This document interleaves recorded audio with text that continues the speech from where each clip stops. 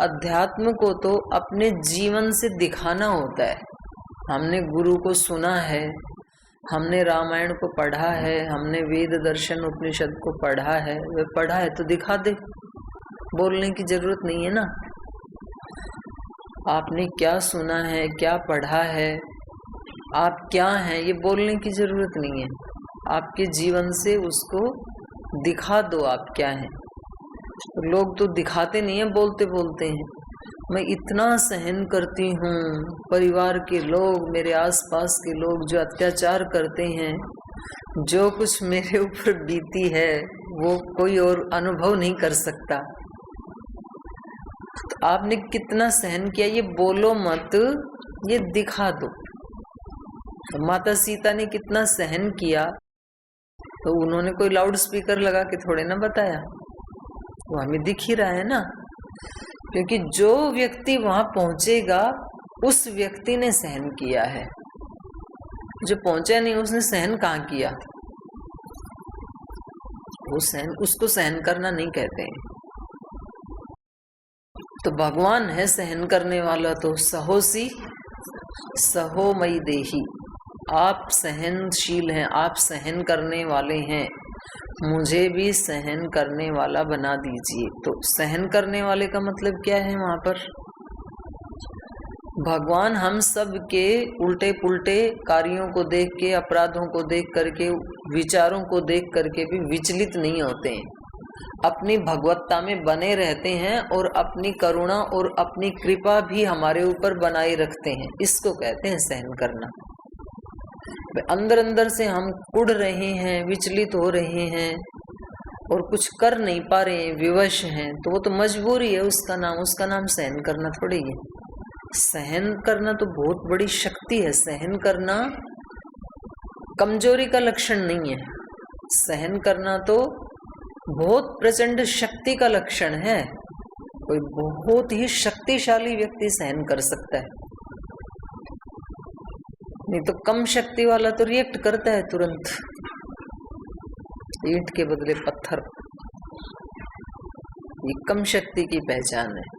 और जो सहन करता है वो परमात्मा सहन करता है हम सब आत्माओं को, तो बहुत शक्तिशाली है, शक्ति की पहचान है। इसलिए हम प्रार्थना करते हैं सहोसी सहो मई देही।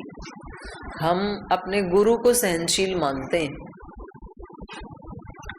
मतलब हम यहाँ कितनी आत्माएं हैं, और फिर संगठन में तो करोड़ों आत्माएं हैं, और फिर जो पतंजलि के साथ जुड़ के जो एम्प्लॉय के रूप में सेवा दे रहे हैं वो तो लाखों आत्माएं हैं, 5 लाख तो सीधे सीधे ही। और उन सब के अपने अपने संस्कार, अपने अपने वाणी व्यवहार, अपने अपने आलस्य प्रमाद, ऊंचा नीचा, और ये सब देख करके भी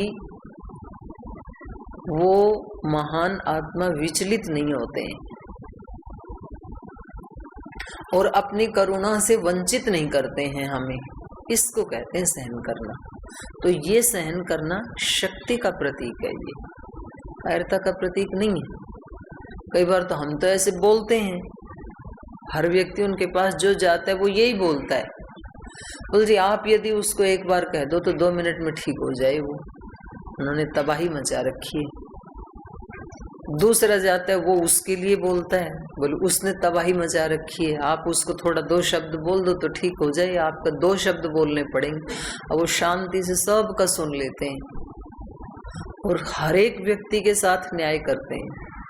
किसके लिए क्या भद्र है, क्या कल्याणकारी है, उसको वही सॉल्यूशन देते हैं, वही बताते हैं। तो ऐसे ये परमात्मा की शक्तियां हैं। ओम माता जी प्रणाम।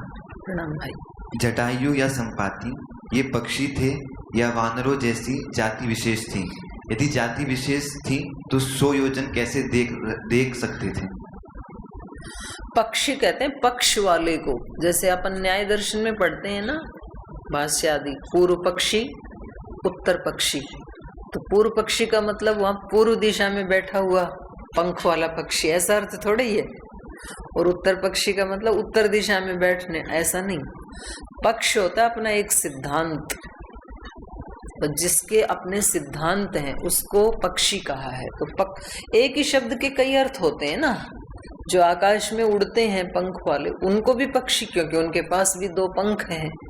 तो पक्ष का अर्थ पंख भी होता है, पक्ष का अर्थ सिद्धांत भी होता है। भाई मेरा पक्ष तो ये है, हम बोलते हैं ना ऐसे, तो हमारे पक्ष की तरफ से ये निर्णय पक्का है। तो इसका मतलब क्या है, वो एक ग्रुप है। पक्ष का मतलब यहाँ एक ग्रुप, और पक्ष का मतलब एक काल की अवधि भी होता है। ये शुक्ल पक्ष, ये कृष्ण पक्ष। तो एक ही शब्द के अनेक अर्थ होते हैं। जैसे कोटि शब्द है तो कोटि शब्द का अर्थ करोड़ भी होता है, और कोटि शब्द का अर्थ प्रकार भी होता है। तो कोटि मतलब करोड़। जैसे बोलते हैं ना भाई कितने देवी देवता हैं, तो बोले 33 कोटि। तो कोटि का अर्थ है वहां पर प्रकार, करोड़ नहीं है। 33 करोड़ ऐसे बोल देते हैं ना लोक में, जो 33 करोड़ है, 33 करोड़ अर्थ नहीं है। तो वहां पर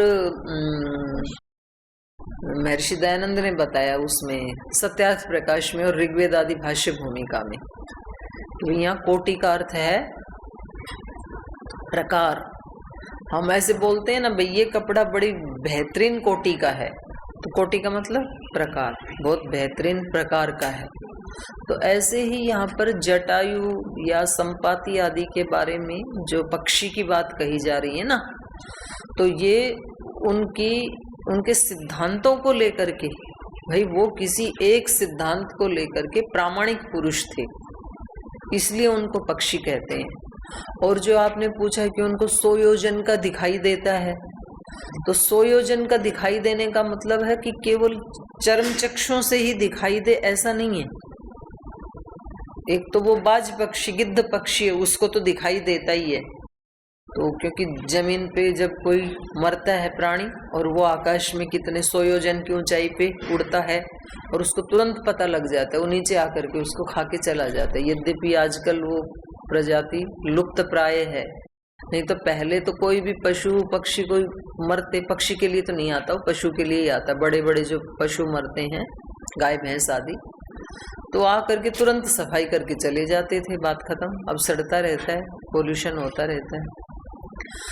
तो यहाँ पर वो उसको भी दिखाई देता है, लेकिन जो महापुरुष होते हैं, जैसे आज पूज्य गुरुदेव हैं, भाई हमें तो अपने जीवन के पता नहीं हम 60 वर्ष जिएंगे कि 70 या 80, हमें तो उतना भी दिखाई नहीं देता है कि इतने कार्यकाल में हमें क्या क्या करना चाहिए और कितना समय हमारा बचा है और कितना बीत गया, हमें तो उतना भी दिखाई नहीं देता। उनको 500 साल का भारत दिखाई देता है कि हम जिन छोटे बच्चों को अभी गुरुकुल में पढ़ा रहे हैं, ये जब 20 साल के होंगे उस समय भारत की क्या स्थिति होगी। आज जो बच्चे विश्वविद्यालय में पढ़ रहे हैं और ये 10 साल के बाद जब अलग अलग फील्ड में जाएंगे उस समय का भारत क्या होगा। तो ऐसे योजना बनाना, तो वो दृष्टि होती है। 100 योजन का दिखना मतलब उनको बहुत लंबा दिखाई देता था, और कहाँ क्या हो रहा है वो चर्म चक्षुओं से नहीं देखने की जरूरत नहीं है। जैसे ये तो हम अभी हमारी अनुभूति है। जो अपने गुरुजी हैं, लक्ष्मण गुरुजी, वो कर्नाटक में बैठे बैठे यहाँ बता देंगे कि मैं देख पा रहा हूँ रामायण की कक्षा में पहली पंक्ति में कौन कौन बैठे हैं, उनके क्या क्या नाम हैं, उन्होंने कौन से वस्त्र पहने हैं, दूसरी में ये तो वो ही बता देते हैं। तो ये सिद्धि की दृष्टि है, ये अध्यात्म विद्या की। तो संपाति जो है वो ऐसे ही सिद्ध पुरुष हैं, और क्योंकि हनुमान जी भी ऐसे ही सिद्ध पुरुष हैं, तो एक सिद्ध पुरुष के साथ, यद्यपि सिद्ध पुरुष प्रकृति से भी वार्तालाप कर सकता है, प्रकृति की भी अपनी एक भाषा है। हम मनुष्यों की जैसी भाषा तो नहीं है उसकी, बैखरी भाषा तो नहीं है, लेकिन उसकी अपनी एक सांकेतिक भाषा है। तो ऐसा सुनते हैं ना भाई, लुकमान जिस भी जड़ी बूटी के पास, पौधे के पास जाता था तो वो उसको खुद बता देती थी कि मुझे इस रोग में प्रयोग करो, ठीक हो जाएगा। तो वो ऐसे बैखरी भाषा में नहीं बोलते थे वो पौधे, सांकेतिक भाषा है, तुरंत वो विचार आएगा उस व्यक्ति के दिमाग में, वो उसको प्रयोग करेगा, वैसा ही हो जाता है। अब हमारी कोरोना काल में जितनी भी औषधियां बनी वो ऐसे ही तो विचार के रूप में तो आया गुरुजी के दिमाग में, भाई अब कोरोना फैला हुआ है, कोरोनिल बनाओ, कोरोनिल में ये घटक डालो, इतनी इतनी मात्रा में डालो, जिसको खिलाओगे ठीक हो जाएगा। करोड़ों लोग ठीक हुए। तो ये ऐसी ही दृष्टि है बेटा।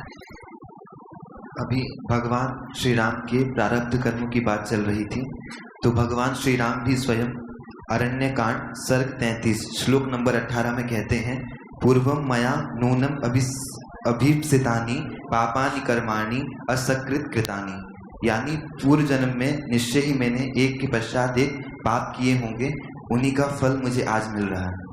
क्या तो इससे भी ये सिद्ध होता है। इसके लिए तो ताली बनती है भाई इस बच्चे के लिए। इसको बोलते हैं प्रमाण ढूंढना। इसने तुरंत ढूंढ के दे दिया। जैसे मैंने माता सीता का बताया कि रामायण में स्वयं श्री राम ने ही ऐसे कहा है कि भाई मैंने निश्चित रूप से कोई ऐसे पाप कर्म किए होंगे। अच्छी बात, बहुत बढ़िया भाई, बहुत आशीर्वाद। और वो आपके पीछे वाले को दे दो।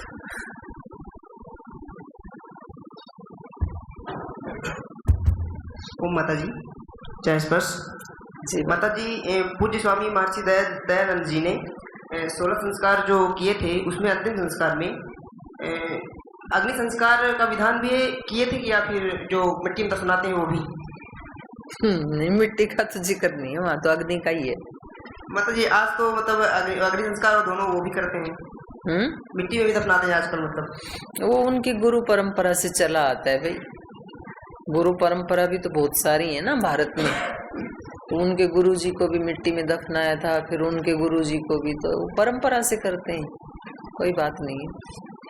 तो उसमें नमक आदि डाल देते हैं तो लीन हो जाता है वो शरीर मिट्टी में, कोई दिक्कत नहीं, ज्यादा हानि नहीं है उसमें। धन्यवाद। और कौन हाथ उठा रहा था? इधर से उठा रहा था कोई। चलो आगे चलो, आगे बढ़ते हैं। तो श्री राम जी कह रहे हैं ठीक है भाई, मैं इससे बाहर निकलता हूं। तो आगे की बात करते हैं अब। वसन्माल्यवतः पृष्ठे रामो लक्ष्मणम् अब्रवीत्, अयं स कालः सम्प्राप्त समयोऽद्य जलागमः, नवमासधृतं गर्भं भास्करस्य गभस्तिभिः, पीत्वा रसं समुद्राणां द्यौः प्रसूते रसायनम्, एषा घर्म परिक्लिष्टा नववारी परिप्लुता, सीतेव शोक संतप्ता मही वाष्पं विमुच्यति, मेघ कृष्णा जिनधरा धारा यज्ञोपवीतिनः, मारुता पूरित गुहा प्राधीता इव, नीलमेघाश्रिता विद्यो स्फुरन्ति प्रतिभाति मां, स्फुरन्ति रावणस्यांके वैदेहीव तपस्विनी। यहाँ तक पढ़ लेते हैं। वसन माल्यवतः पृष्ठे, तो माल्यवान पर्वत के पृष्ठ पर, पृष्ठ मतलब शिखर पर रहते हुए रामः लक्ष्मणम् अब्रवीत्, श्री राम ने लक्ष्मण जी से कहा, अयं स कालः संप्राप्तः समयो अद्य जलागमः। लक्ष्मण जी अब ये वर्षा काल उपस्थित हो गया है, क्योंकि ये उसी दिन की ही बात है। तो पहले भी उन्होंने यही संकेत किया है। तो अब ये कह रहे हैं शोक से तो मैं निकल आया, लेकिन अभी तो हमें थोड़ा इंतजार करना पड़ेगा शरद काल तक, वर्षा काल के बीतने तक, क्योंकि ये तो अभी तो आज तो वर्षा काल का प्रारंभ हो गया है। जलागमः, जल के आगमन का समय प्रारंभ हो गया है। कैसे आती है ये वर्षा ऋतु, तो उसका इन्होंने वर्णन किया है। नवमास धृतम गर्भः भास्करस्य गभस्तिभिः, तो ये जो आकाश है ये नवमास गर्भम धृतम, 9 महीने तक जैसे माताएं गर्भ धारण करती हैं, ऐसे आकाश भी गर्भ धारण करता है 9 माह तक। तो 9 माह का तक करता है, इसका मतलब वर्षा ऋतु 3 महीने की मानी इन्होंने, क्योंकि टोटल 12 माह होते हैं ना। भास्कर से गवस्थी भी, कैसे गर्भ धारण करता है, जल रूपी शिशु को कैसे अपने गर्भ में धारण करता है, सूर्य की किरणों के माध्यम से। सूर्य की किरणों के माध्यम से 9 महीने तक जल ऊपर उड़ के आकाश में संचित होता रहता है। पीत्वा रसम समुद्राणाम, ये जो द्युलोक है या आकाश है, ये समुद्रों के रस को पी करके, सूर्य की किरणों के माध्यम से, सूर्य की किरणों के माध्यम से समुद्रों के जल को या रस को पी करके मानो गर्भ धारण कर रहा है। प्रसूते रसायनम, और फिर उस खारी जल को, देखो खारी जल को पीता है द्युलोक, और फिर बारिश काल जब होती है तो बारिश के रूप में उसको प्रोसेस करके रसायन विद्या के आश्रय से उसको मीठा करके वापस लौटा देता है। तो ये श्री राम कल्पना कर रहे हैं, वाल्मीकि जी ने श्री राम के मुख से ये कहलवाया है कि जब आदमी प्रकृति को भी ध्यान से देखता है ना, तो एक ही प्रकृति को हमारी भावना के अकॉर्डिंग अलग अलग उसको अनुभूति होगी। जैसे एक ही फूल को 10 लोग देखेंगे और आप पूछो कि इसमें क्या दिखाई दे रहा है, तो 10 के 10 की बातें अलग अलग होंगी। किसी को उसका कलर दिखाई देगा, किसी को मुलायम, किसी को गंध, किसी को उसमें जड़ी बूटी, सब अलग अलग दिखाई देगा। मैं आपसे कोई एक नई वस्तु लाके पूछूं कि आप इसमें क्या देख पा रहे हैं, तो यहाँ आप जितने भाई बहन बैठे हैं ना, सबके उत्तर अलग अलग होंगे, अनेक प्रकार के। तो इसलिए बोला जाता है जैसी दृष्टि वैसी सृष्टि। जैसी हमारी दृष्टि होती, दृष्टि मतलब विजन, हमारे संस्कार, देखने का तरीका, हमारी भावनाएं, हमारे विचार, तो वैसी वैसी ही चीजें हमें दिखाई देती हैं। जैसे सृष्टि में तो गाय भैंस चराने वाले बहुत सारे लोग घूमते हैं, लेकिन उनको कुछ अलग ही दिखाई दिया। क्या नाम था उपनिषद के? सत्यकाम जावाल।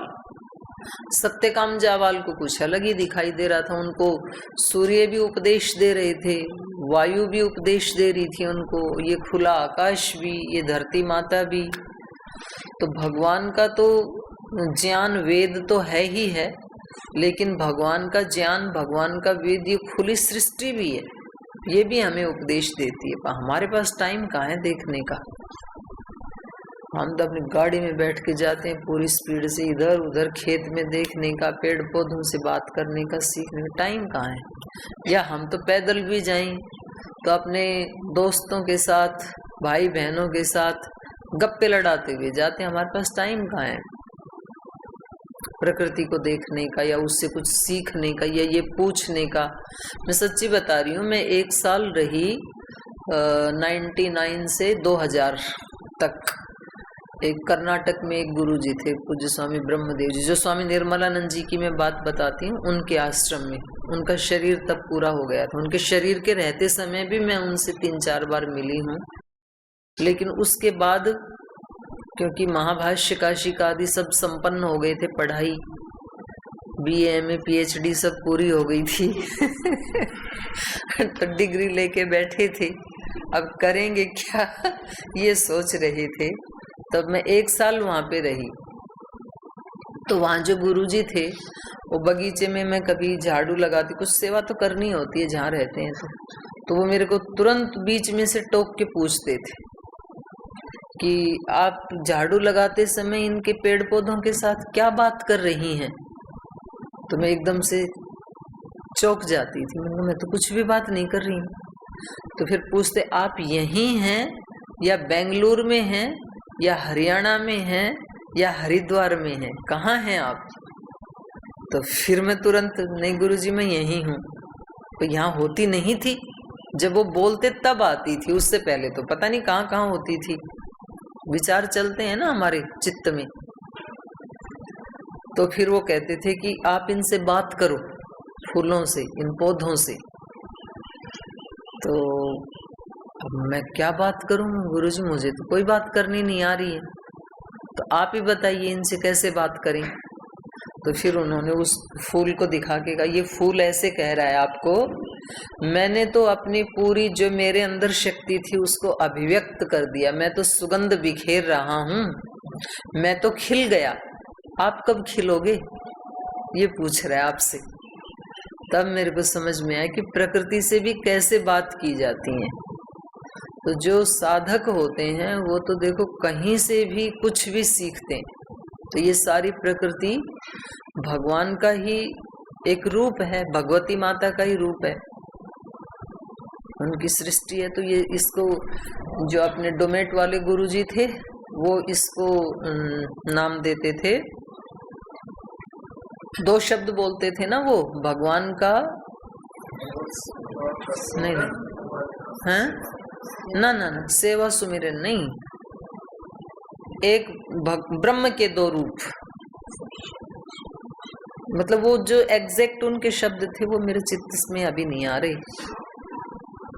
एक तो गुणातीत रूपातीत उनका, विश्वमय और विश्वातीत, ये शब्द थे उनके।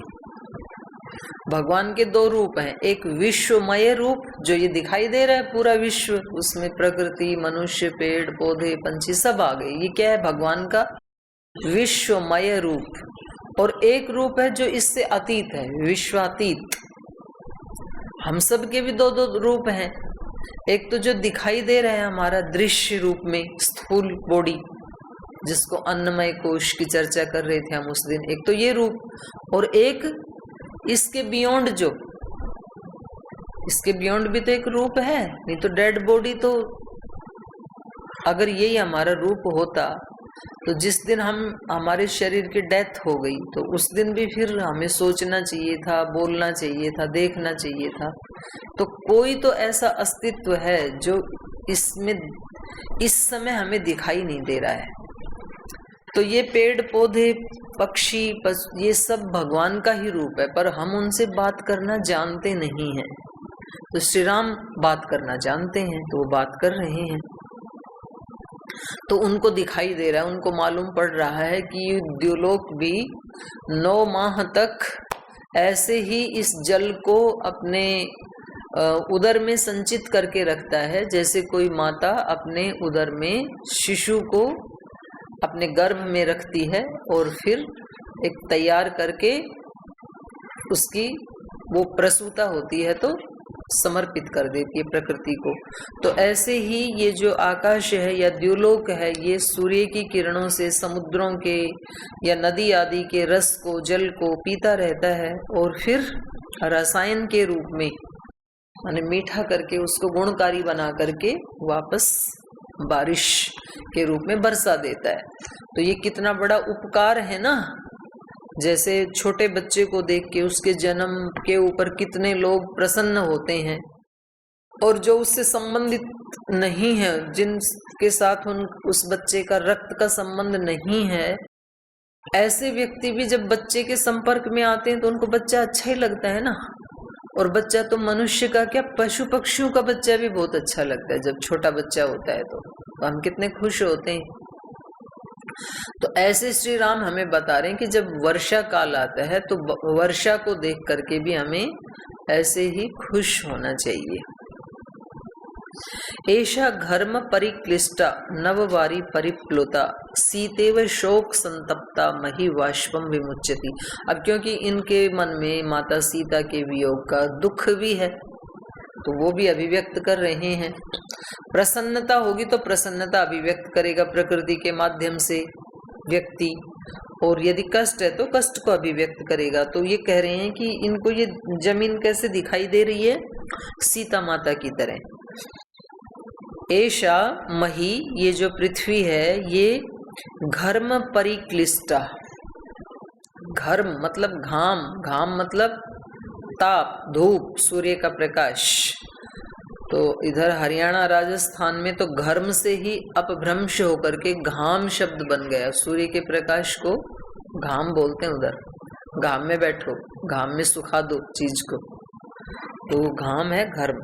घर्म परिक्लिष्टा धूप से तप करके नववारी परिप्लुता, लेकिन आज नया नया जल इसके ऊपर गिरा है तो उससे परिप्लुत होकर के, उसमें डूब करके ये पृथ्वी क्या कर रही है? वाष्पम विमुच्यति, उससे वाष्प निकल रहा है, क्योंकि अभी तक वो बहुत गर्मी को सहन कर रही थी और अब जैसे ही बारिश आई तो उधर से जो भाप आ रही है ये किसका जैसा लग रहा है? सीतेव शोक संतप्ता, मानो सीता की तरह ये पृथ्वी भी शोक से संतप्त थी और आज इस जल को प्राप्त करके ये आंसू के रूप में ये वाष्प ऊपर आ रहा है। तो ऐसे ही वो सीता की कल्पना कर रहे हैं कि सीता भी इस समय शोक से संतप्त है और जब हम उसके पास पहुंचेंगे, उसको लाएंगे, तो अभी तो वो आंसू छोड़ रही होगी, उसके आंसू निकल रहे होंगे और जब उसको श्री राम के मिलन रूपी जल का संयोग होगा तो वो ऐसे ही प्रसन्न हो जाएगी, जैसे पृथ्वी धन्य हो गई। कैसे कल्पना कर रहे हैं श्री राम। तो इसको हम कल पढ़ेंगे, आज समय हो गया, आज यही पाठ को विराम देते हैं।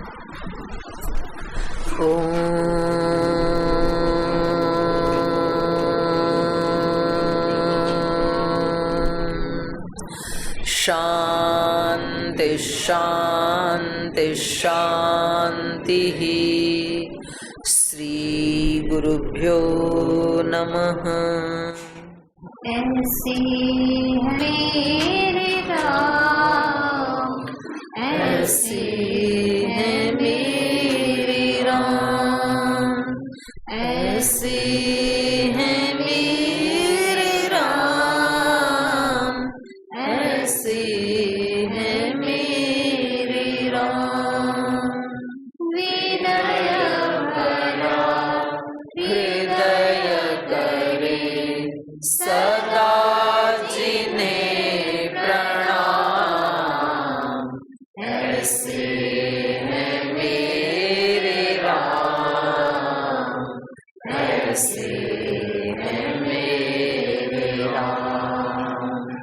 राम सा मित्र ना राम सा भ्राता, राम सा पति नहीं राम सा दाता, राम सा पुत्र ना राम सा भ्राता, राम सा पति नहीं राम सा दाता, राम सा मित्र ना राम सा दाता, सबसे निभाए सबका नाता, राम सा मित्र ना राम सा दाता, सबसे निभाए सबका नाता, स्वभाव से उदार शांत, सब गुणों के धाम, ऐसे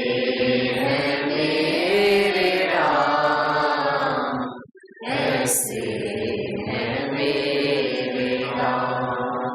विनय भरा हृदय करे सदा जिन्हें प्रणाम, ऐसे है मेरे राम, ऐसे है मेरे राम, ऐसे है मेरे राम, ऐसे है मेरे राम।